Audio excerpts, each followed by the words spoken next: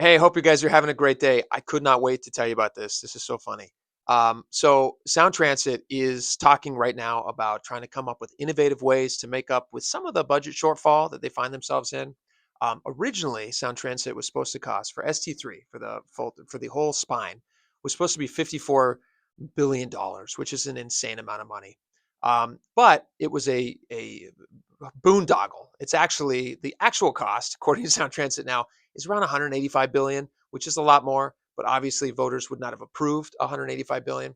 Anyway, um, they are now talking about, well, how do we pinch some pennies and make up some of the difference? Because obviously we don't have all that money. And so they're saying, like, hey, I got an idea. What if we start making sure that people actually have tickets to ride? Which in most other industries, if you want to use something, you have to pay for it. But on public transit, for whatever reason, in Seattle, they thought that wasn't necessary. Well, they're starting to, which is great. They're now saying that they may do gates or turnstiles, whatever it is. So a friend of mine, and if you listen to the show, I'm not going to say his name, but if you listen to my radio show, you probably could guess who I'm talking about. He's a huge proponent of light rail, but apparently didn't buy a ticket to ride it. And so he's on light rail yesterday, and he comes in, he says, "I got a ticket." And I said, "What?" And he gives me the ticket because he thought I might want to read it to you, which is funny.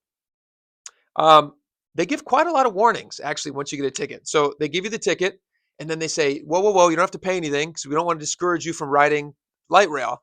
But what we are going to do is issue you warnings, and listen to how many warnings you get. Four. The first two are just warnings. The third and fourth warning, they said, if you have a third or fourth interaction with our fare ambassadors, we have a non-monetary option to resolve violations." Huh? Of course, somebody's going to choose to not pay if they don't have to. This whole thing is ridiculous.